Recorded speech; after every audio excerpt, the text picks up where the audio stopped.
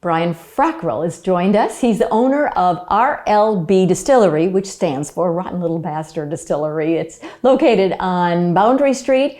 And Brian was telling me in June they will have been open for 2 years. So welcome to North of the Broad. Thanks for having us. And thanks for having us back. We're going to talk specifically about the Spanish Moss Gin in just a moment. But for the viewers that don't know about the distillery, tell us how it came to be and really what do you distill? What kind of different spirits? So right now we're making bourbon, rum, vodka, moonshine, gin. We've made some Spanish or Irish style whiskey that is in some barrels aging. Right. We got some rum aging in a barrel. So it's just kind of whatever we like is what we're making, which was our idea. Is right. We want to make good liquor that we like. Yes. And make it from scratch. And do you like this week we're making rum, this week we're making whatever? Vodka. Sort of, yes. So like right now we're running bourbon. So okay. As soon as I fix my pump, the parts come in. But so we'll run bourbon 4 times in a row. I see. And then we'll run vodka because we take our vodka and make gin out of it. So the vodka is multi-purpose. Okay, that's so interesting. We make the vodka, then we take that, we proof it down, we make gin. So we have 2 products, same thing. So we're making a lot of vodka. As the rum sells, we make rum. Yes.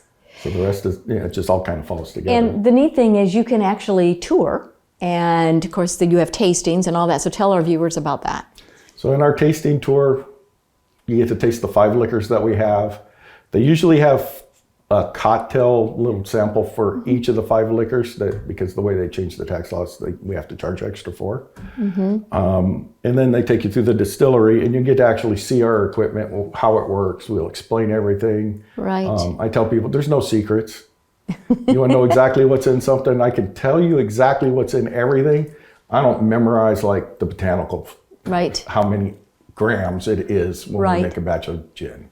I can tell you what they are, I just don't memorize the numbers. So with gin, it can taste kind of piney, but what I understand about Spanish Moss Gin, which won this fabulous award in Las Vegas, a platinum award for this category, yes, is botanicals. So it's very fresh, and like with tonic and a lime, it's just a great southern drink. I like it, actually. So tell me about this award. This is pretty cool. And about how this gin came to be. Well, how the gin came to be is people kept asking us to make gin, and none of us that worked at the distillery liked gin. And people come in, they're like, you need to make a gin, you need to make a gin. And so finally I caved and called my niece, who's a big gin fan and a pastry chef. And I'm like, you understand how these flavors blend together. Yes. I don't like gin. We need to come up with a gin recipe. So we talked for a couple hours and she bought some stuff and she made what's called bathtub gin, where you just soak botanicals in vodka and then taste it and see what it tastes like. She called me back 3 days later. She says, I'm doing something I never did. And I said, yeah, you're making a gin recipe. She said, no, I'm dumping alcohol down the sink. Oh, no. It's horrible. Back to the drawing board, changed a bunch of stuff, changed a bunch of percentages. She called me back that weekend. She says, I think this will work. Okay. So I bought a little bit of botanicals and we made a 5-gallon batch of gin. Right. And it's in there running. Everybody worked there going and putting their finger in it and they're tasting it. It's 150 proof. You can't put a germ in it. You know, we're tasting it and we're like, I kind of like this. It's kind of citrusry and flowery. And, you have the junipers in there, but it's not the so strong. Flavor. Right. So we kept, we ran it out, we proofed it, and we're like, wow, this is good. And so you entered it into the Las Vegas Global Spirits Awards and you won platinum, which is huge. Yes. Yeah, it's amazing for a small craft distillery to win a platinum medal on a global scale. Yes, fantastic. That gin can compete worldwide. And so, it has. And so where can I buy it besides the distillery? Right now it's at the distillery, and somebody told me Bill's put it on their on their shelf. Well, they should if it's a big award winner. Well, the problem is we only make 3.5 gallons at a time. Oh, okay.